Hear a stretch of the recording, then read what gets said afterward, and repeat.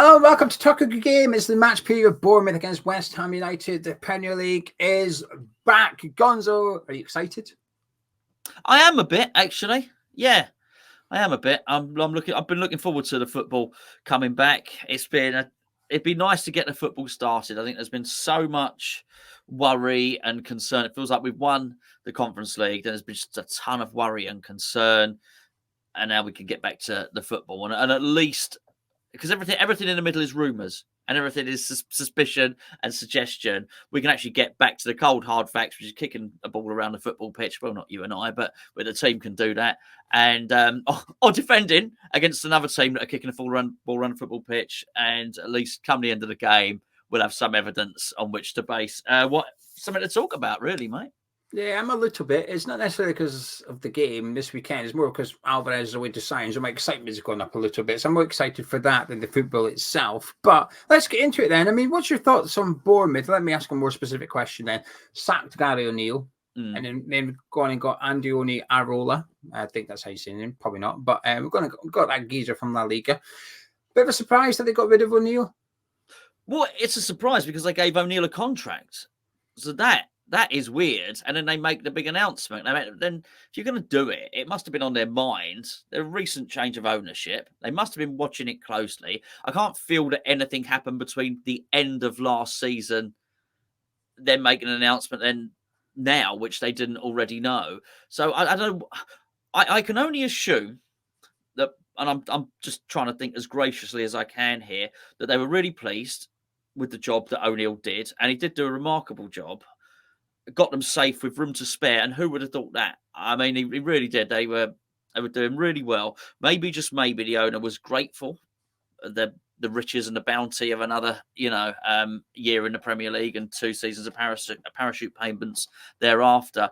They said, you know what, we'll give you a new contract.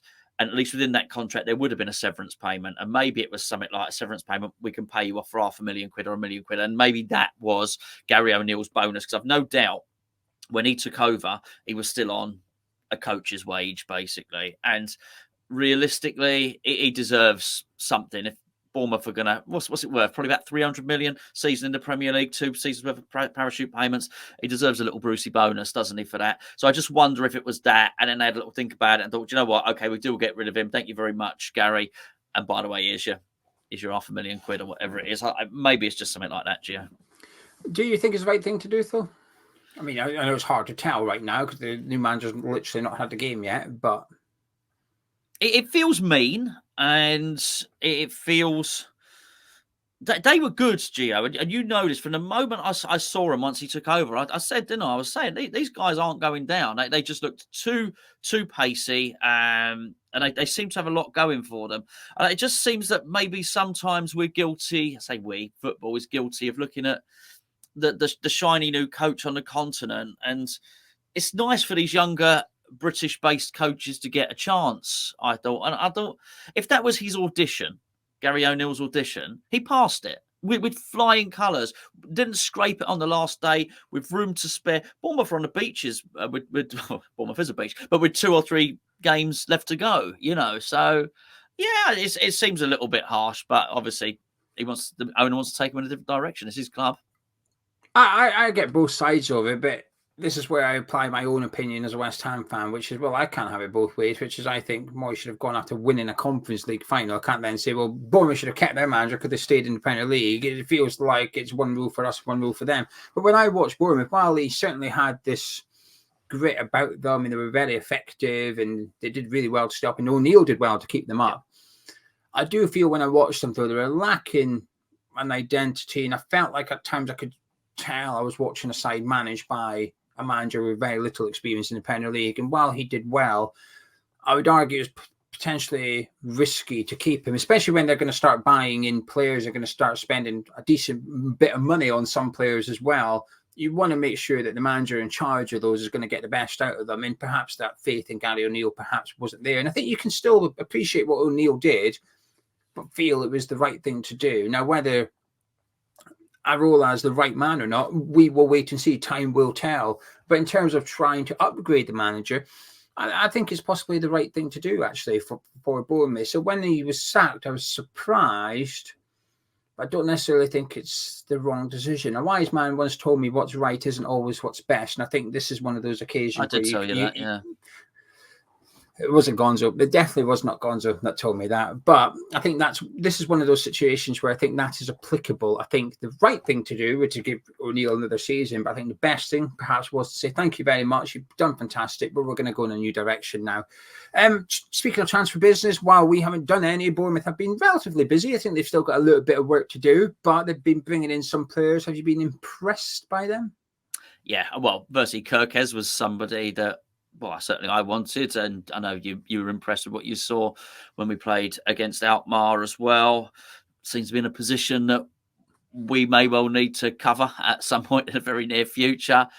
It just seemed a bit of a no-brainer. We got to have a close look at him as well. And there were a lot of people saying, oh, well, we couldn't get him. It was overly ambitious. He's going to go on to whatever, Juventus or Real Madrid or something. But actually, it just goes to show West Ham could have signed him because he wouldn't have signed for Bournemouth. So I'm just a little bit miffed, particularly at the money, which was, I think, 15 million or something like that we didn't go in for that guy. Patrick Kluivert's son, Justin Kluivert, good player. But he is one of those, he needs to make good now. He's one of these players that used to be the future.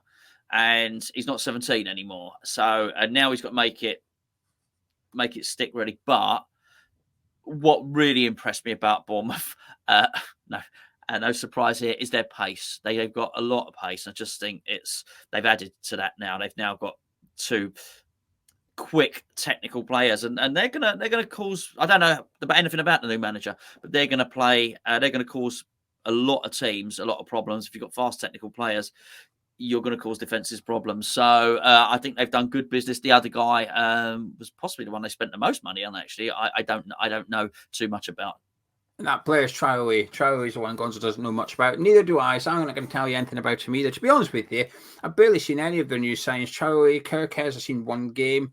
Like you said, Kluivert, they got Radu, the keeper, in on loan from Inter Milan. Then they signed that player from Lyon, who was on loan last season at Lorient, and they signed him and sent him back to Lorient on loan, but he was doing really well there, so they put him out for the season, spent 10 million on him, then put him straight out on loan. So that's a club with a plan, though. That's a club that's gone, he's a really good player, not quite ready yet for the Premier League.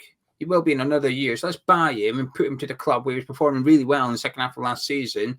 So in a year's time, we'll have a better player ready for the Premier League. That's a club with a plan, a long-term plan in place. So while I look at the transfer business, there's not much I can say about it other than the player profile, I guess, is impressive. Young players. Kluivert has probably got from the little I've seen, he's got a bigger reputation because of his dad than he does have ability himself. But I'm not suggesting Bournemouth have bought him because of his name, but I think maybe there's a hype around him because of his name rather than what he has done so far in football.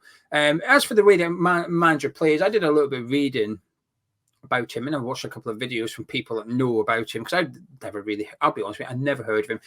First time I heard of him was when Leeds got linked to him. And then obviously he didn't go to Leeds and he's gone to Bournemouth.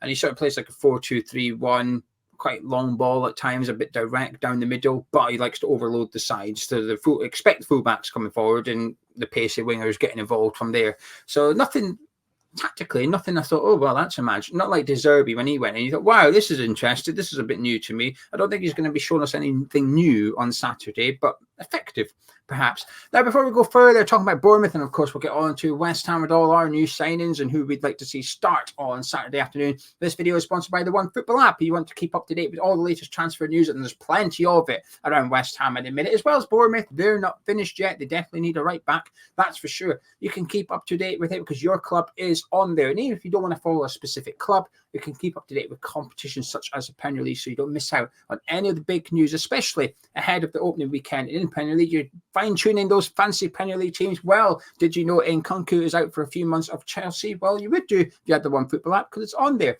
How to download it? Links in the description below. The QR code is on your screen. And best of all, it's completely free. From clicking on that link to reading the news on your phone will take you about 30 seconds. When you load it back up, click on the bottom right profile. Your team badge is there. Click that. All the news is there. It's that simple. It's that straightforward. Completely free. Get it downloaded. Gonzo, Bournemouth season. What are you expecting from them? Well, they're expected to stay in the Premier League, which is why they're loaning somebody out to bring him back into the Premier League next season.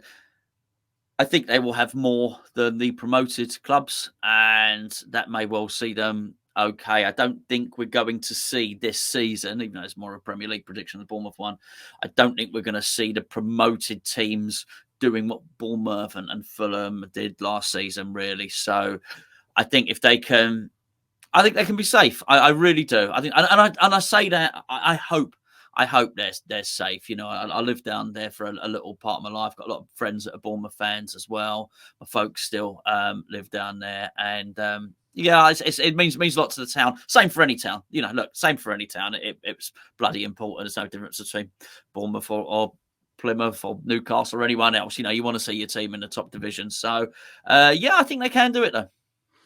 Unlike Gonzo, I've got no affiliation to Bournemouth, so I'm not that bothered if they go down. I don't want them to go down. I don't have a dislike for them. I just don't have a like for them either. I'm not that fussed. I think, like you said, we're just basically doing a fun prediction at this point in time. And my fun prediction would be Bournemouth maybe finish 15th in the Premier League or something like that. They don't go down, but they're going to be in a relegation battle.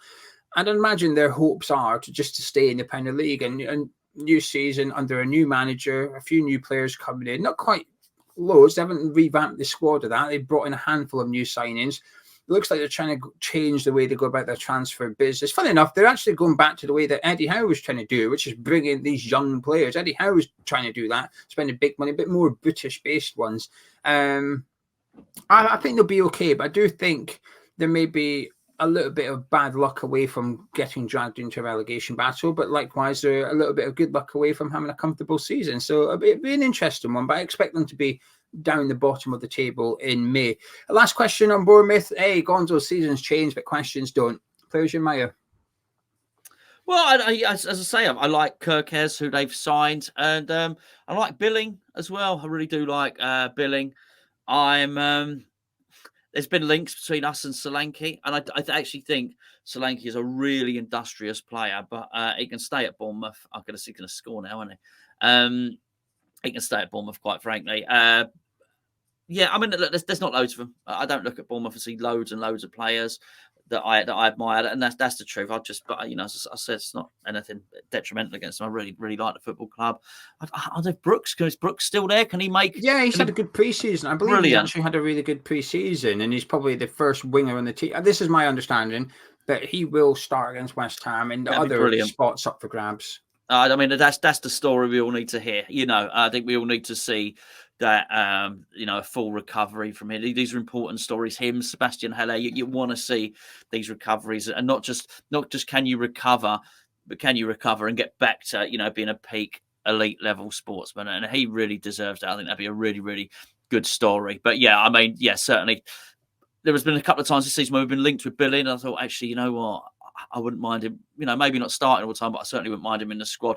I think he's going to struggle to hit that purple patch that he hit last season. I think that's as good as it gets. That was like Jesse, when Jesse Lingard was at us, and I said, that's as good as it gets. That's the best part of Jesse Lingard's career.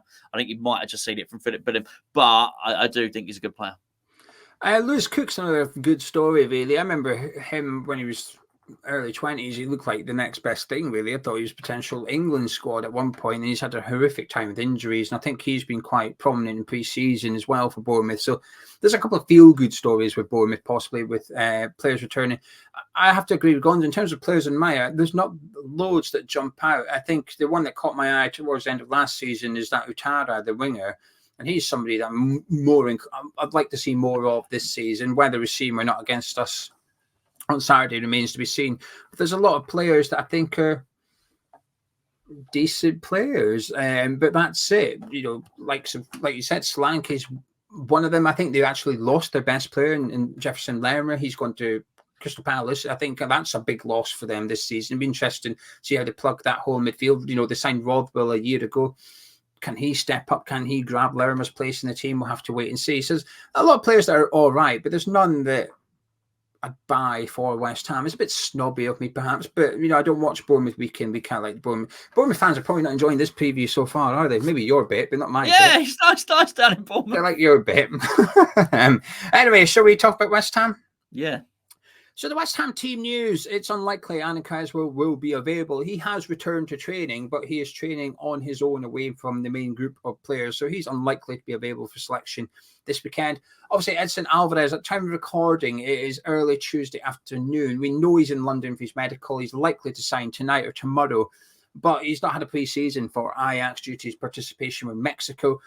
When they won the Gold Cup, they won the Gold Cup. So he's not really had a pre-season yet, but he will be registered in time to play on. Well, it's likely he'll be registered in time to play. So is he available for selection? Yes. Is he fit enough?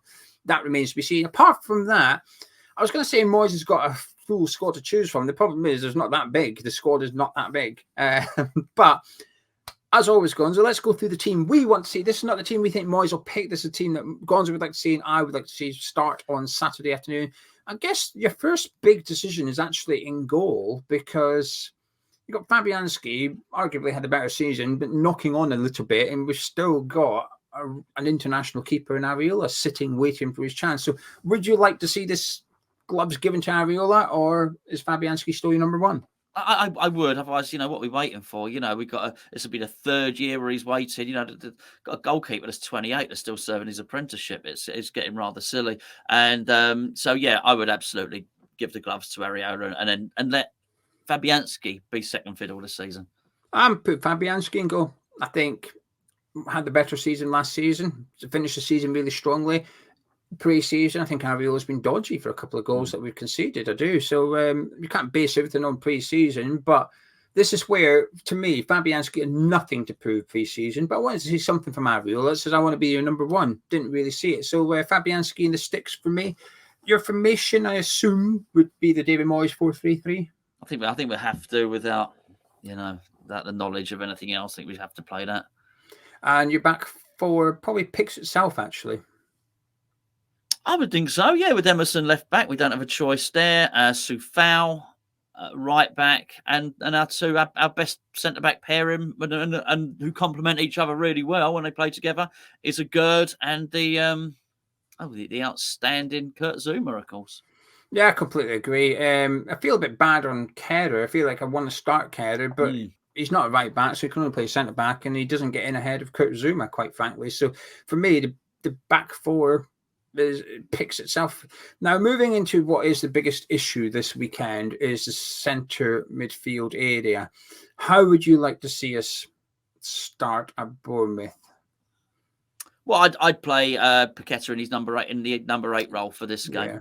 Just wait, because I can't. The Alvarez thing, it'd be great, and it's easy to say chuck him in. Fact of the matter is that anyone that's, well, unless you're made of steel and you handle jet lag and all the rest of it, he is not going to be 100%. Even if he had a pre-season, it's late to fly over from Mexico. He's got to come in. He's not going to do any training today. He's unlikely. He might do a little bit tomorrow. Probably still going to be getting over his jet lag. More likely, he's going to train on Thursday. Do you know what I mean? And it's just not enough, really. So I'd have him off the bench and I'd bring him off the bench. I don't even think that's just me saying that. It's not even Moyes saying what Moyes will do. I think it's the wise thing to do. I just cannot play Souček in there. I just cannot. It's gone too far. So I would actually play I'd play Paqueta in the number 8 for this game. We're moving back to the position he finished so well in last season once Alvarez gets settled in. But I'd play Flynn Downs in central midfield alongside Lucas Paqueta. And who are you putting in that number 10 role then, that third mid-centre? I'd actually start with Fornals in there, actually, because he would drop back and he'd also help out. I don't think we'd lose an awful lot as long as Flynn sat and be very disciplined to sit. I actually think that maybe Paqueta and Fornals might work quite well with one another. I'm inclined to agree with you for this fixture. Yeah, this fixture only. The next one, Chelsea, no, you can't do that. You'll get ripped apart in the middle of the pitch. But because it's Bournemouth, and this is the greatest. I'm not going to bother with the disclaimer and say with the greatest respect to them because it's Bournemouth. And assuming the videos I've watched and what I've read about Iraola, the new manager, which is it's a little bit long ball, and they go down the wings and not down the middle. If that's true, and I would expect Moyes to know whether that's true or not. Hopefully, one of his two coaches has done a bit of scouting in the build-up to this game. We've got scouts, and we've got enough people to do the due diligence on the opposition for this one, because it used to be Mark Warburton's job, so he's gone.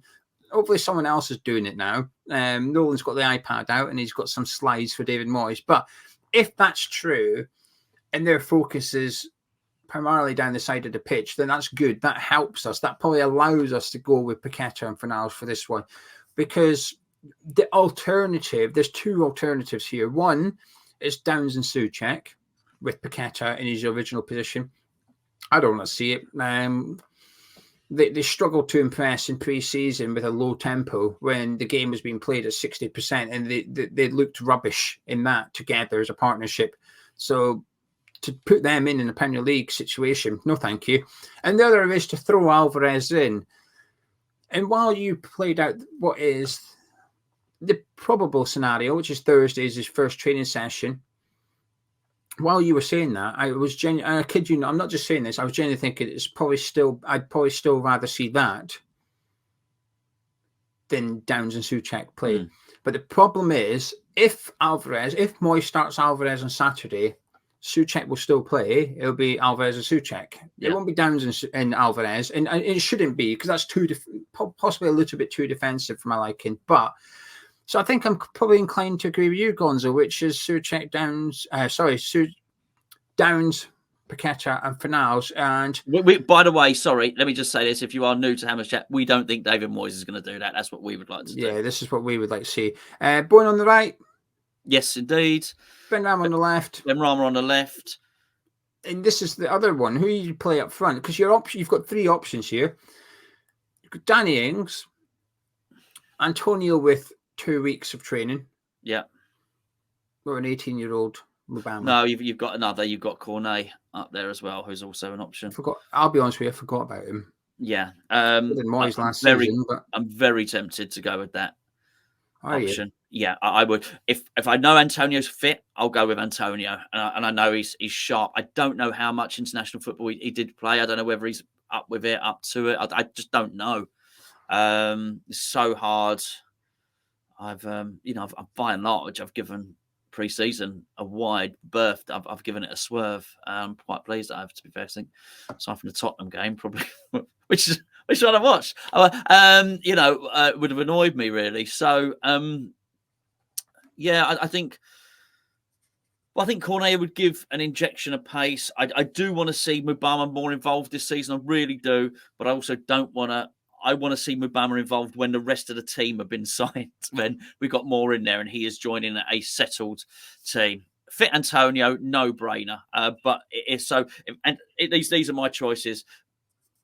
Be Antonio first, then it would be Cornet. So if Antonio's not right, put Cornet up there, put Cornet up top. Then I would pick Mubama, and then if they all got the Lurgy, then I would pick Danny Ings.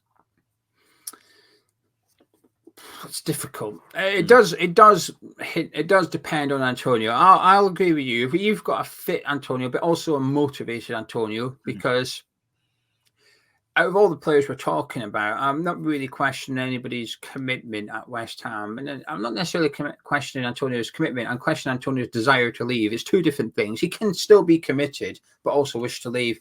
But if he's got his heart on getting a move, whether it be to Wolves or Everton, the clubs he's been linked to presently, does he want to play for us in this transfer? Does he want to play for West Ham in the next couple of weeks? If the answer is yes, he does, then I'd probably play him. But if not, I'd go Mubama. And there's a lot of pressure on an 18-year-old. Yeah.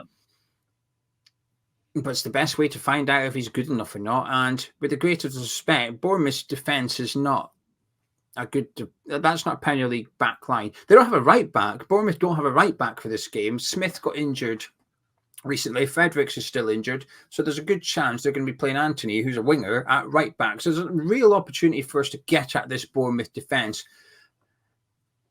And I'd rather see the chances for Mubama are going to be few and far between. Our next fixture is Chelsea. I don't want to see Mubama playing against Chelsea. I think that, we talk about pressure. I think playing away from home against a side that you expect to be in the relegation battles is as easy as it's going to get for an 18-year-old striker. And not long after Chelsea, we've got Liverpool, we've got Man City, we've got Brighton. These are tough games. So this is about as good as it gets quickly for putting him in and giving him a chance. And I think I'd go with Mubama. And you've got options on the bench. You've just named three of them: Ings, Antonio, Cornet. They'll all be on the bench. So if it's not working, you can change it. But I tell you what, I'd rather see something like Mubama up front than Danny Ings up front on his own. Because we don't know if Mubama will work. What we do know is Ings up front on his own probably won't. There's loads of evidence to suggest that won't work. Moyes has been giving Mubama plaudits, etc., etc. Well, reward him, reward the kid for what he's done in pre-season, reward him for what he did last season. What better occasion than to give him the striker shirt and just put your arm around and say, look, Skamaka's gone. There's a place in the squad for you if you want it. If Mubama goes out there and bangs in a couple against Bournemouth, hey, let's hold off on that striker top for the next week. Let's just see we've got the kid here. Evan Ferguson took his chance at Brighton. Let's give Mubama a chance to take his at West Ham.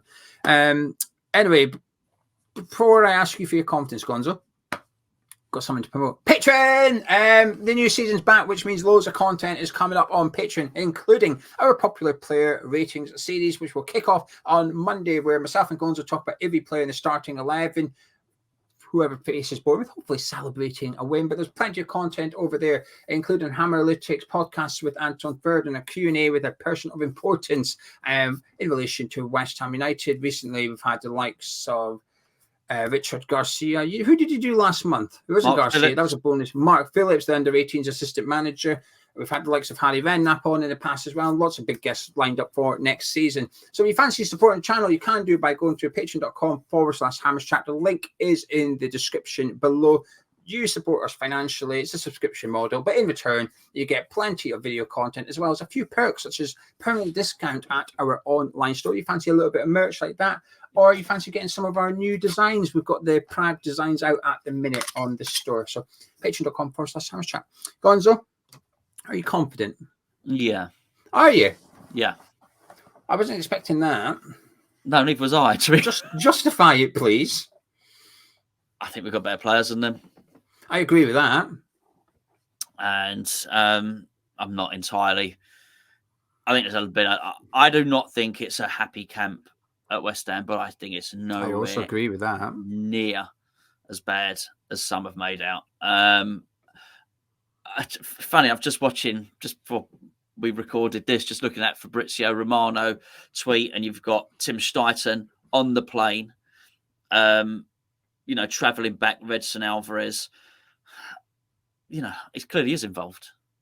So that's all. You can argue to what degree he's choosing players, but clearly he's involved in the recruitment process. He's front and centre of it. He's flown over to Mexico on a private jet to bring the bloke back. So he's the guy having the meetings and all the rest of it.